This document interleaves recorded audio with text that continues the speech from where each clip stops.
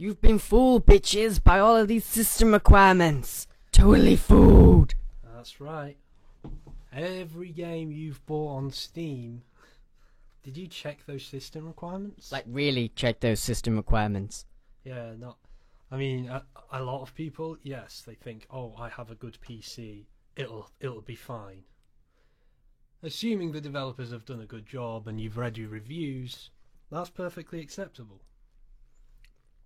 But you ever scrolled down on the store page and actually looked at those system requirements? Because while for many PC gamers it may not be much of a concern, I think there is definitely inconsistency and there needs to be better standards, definitely, for how these are specified. There needs to be more rigorous kind of structures. We're going to go through a few of the issues that we've encountered, especially even for AAA titles. I mean, a couple of headline examples.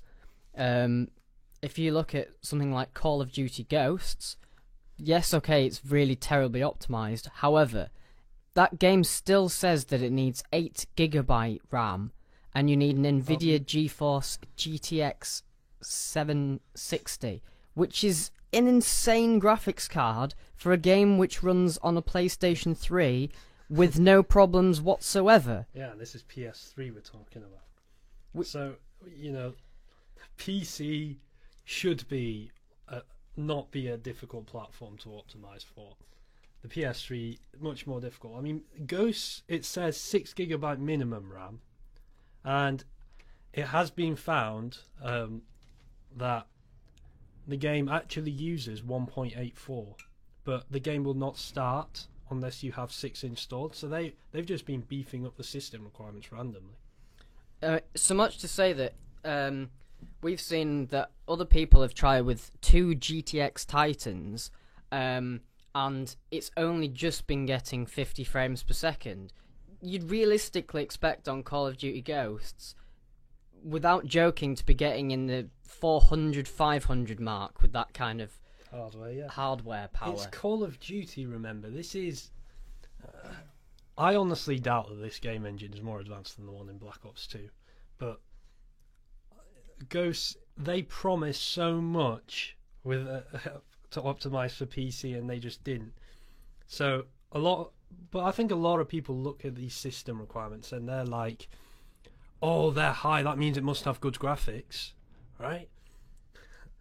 Not the case. Not the case. It looks horrible. You only have to look at something like Metro Last Light, and despite the fact it's very graphically demanding, the game doesn't look very good. Not in my opinion. I mean, I know a lot of people will say, "Oh, how can you say that? It's definitely one of the best graphical games." There's texture popping. The textures themselves are a bit shaky. The lighting isn't great. It's on the PS3, but I've seen gameplay on PC as well, and it's not much different. I think it's maybe the style of the game. Maybe I'm being favoritist, but it's... The point is, why make a game that's demanding and render all these textures that nobody's going to notice? People judge by what they see. So, yeah. And, you know, you use COD's Ghosts on PS4 ran perfectly fine, a lot better than the PC version.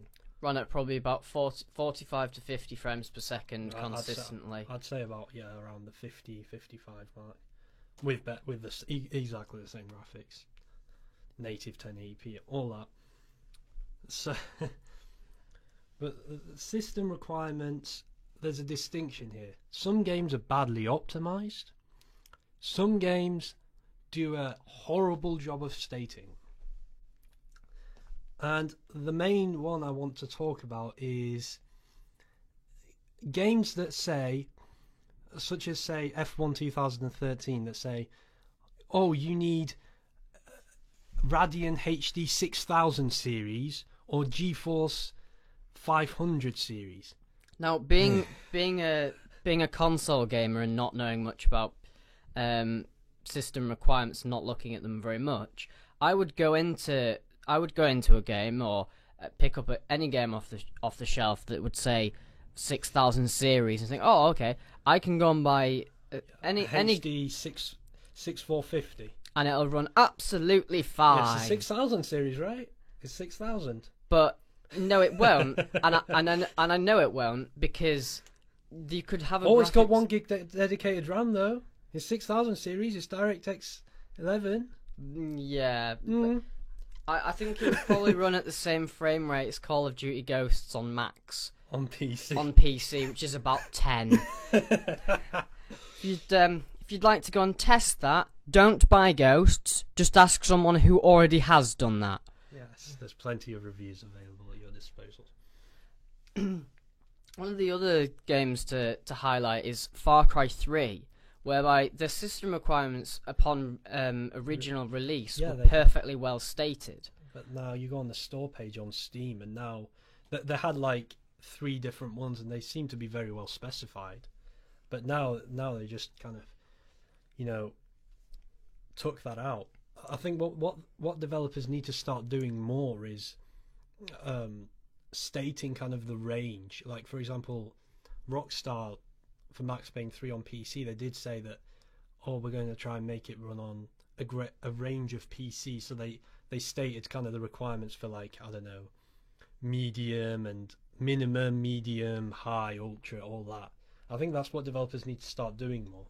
The biggest problem with requirements at the moment is that developers seem to overstate what you actually need to run the games, or very much understate them. Now, you can appreciate the fact that they do it because they have to cover their own backs. They don't want people on their forums or messaging them going, "Oh well, we've tried to run the game and you said that it would run, but no, it doesn't run."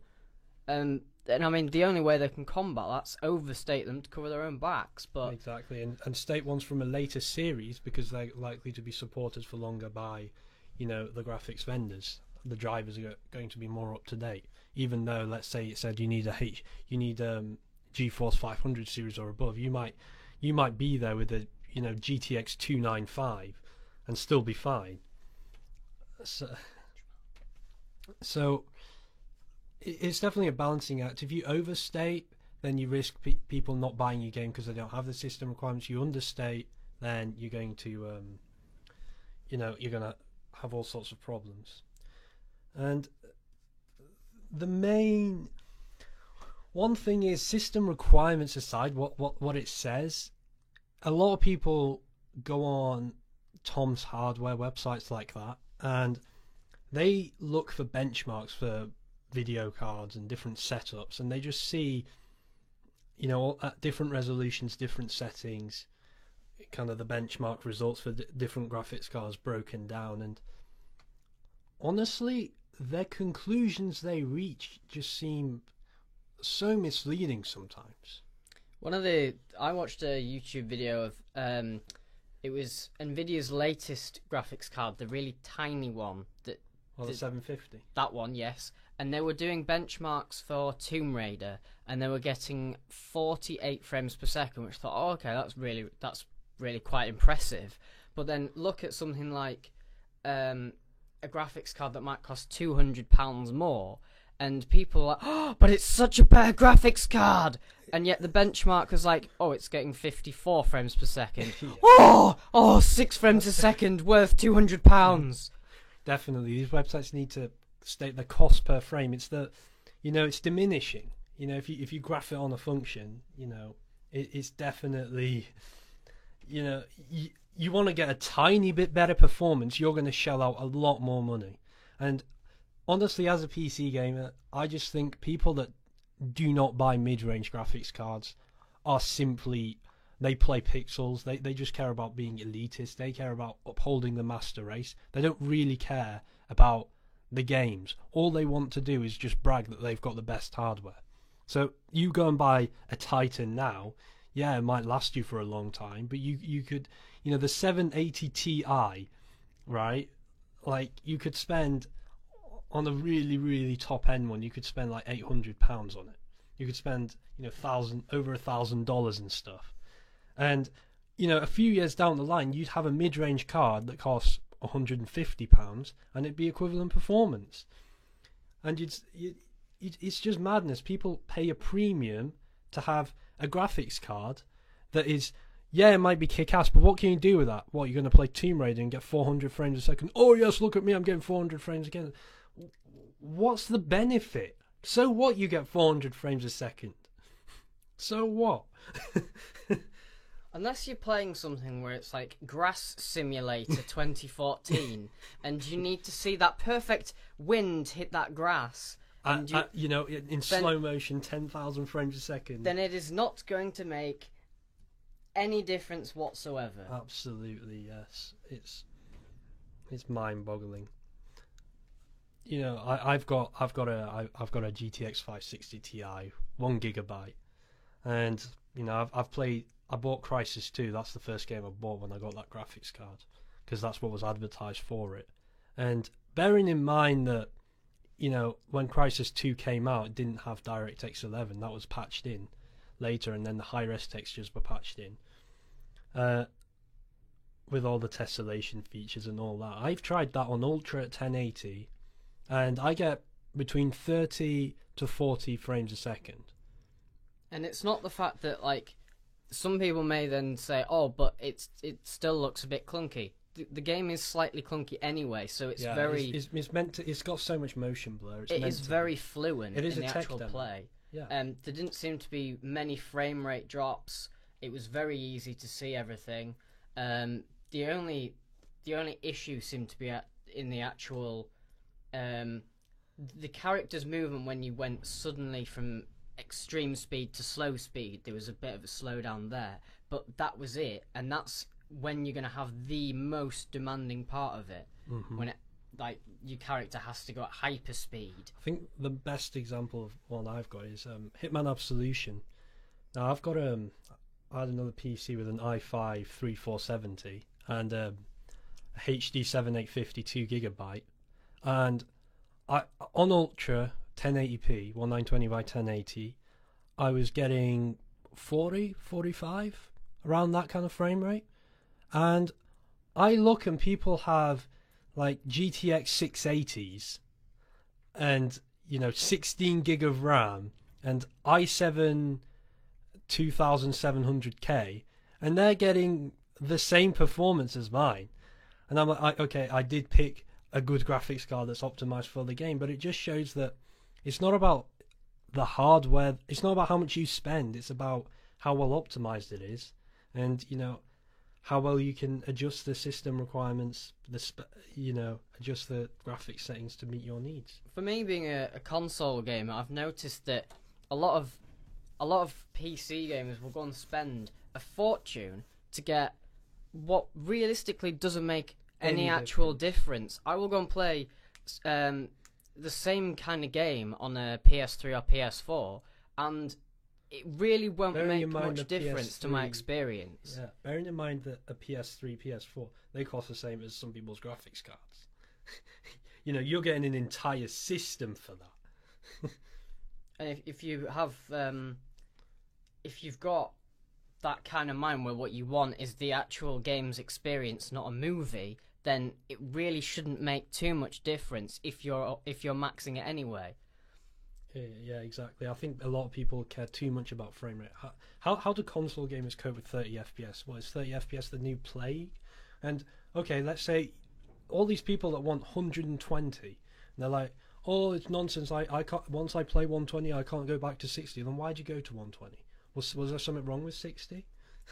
It's just elitist. And forgive me if I'm wrong, but can the human eye actually see the difference between 60 frames a second and 120? I guess you can, but obviously it diminishes. The difference between 18 and 30 frames a second is a lot more pronounced than the difference between 60 or 100 and 120. I doubt, though, that there's actually a massive difference in the actual performance push on a PC. The experience is the app is going to be huge. Yeah, it's so huge. I mean, you watch movies at 24 frames a second. You don't complain about that, do you? So, we just wanted to point out that sometimes, yes, games are horribly optimized. GTA 4, case in point, 256 megabyte minimum RAM, as if. Crysis, same. It says You can run it with 256 megabyte RAM. Call of Duty Ghosts is poorly optimized, yes, but I mean 8 gig RAM for a game that really does not need it. Does not need it whatsoever. And to be honest, most gamers need to like bow down to the excellence of Far Cry 3's initial system requirements because they were fantastic. However, unfortunately, they've backtracked, but that's kind of the benchmark. Yeah. We want to know what the game needs. Yes, Be for specific, different please. settings, we want to know what they are for different settings. Say what the recommended is. Say what resolution this has been tested at. Say kind of what settings they've been tested at. And also, for God's sake, state the pixel shader. Stop being lazy. Stop being lazy. Shaders need to be stated. Is it 3? Is it 2? Is it 5? Is it 4? Tell me, because you might have older graphics cards that do not have this updated pixel shader. It's no good just putting you need DirectX 9 or DirectX 10 or how much video RAM you need or what series. Tell me the pixel shader. Give me good consumer information. Otherwise, it comes back at the consumer, and the consumer, evident at the end of the day, is the one that's playing the game, not the developer. So you need to actually give the consumer all of the information. Otherwise, what are they supposed to do? Yeah, exactly. They've got to like work it out for themselves. And I'm not criticizing PC gamers at all, but I doubt that the vast majority of PC gamers know exactly what a game needs without having some sort of guidance. They can't just look and go, oh, well, this game clearly needs this. So, developers, be specific about what your game needs. You've made it. You know what it needs to run on. Don't state that. Yeah. Give me more information. Alright, that about wraps it up. Leave your thoughts in the comments.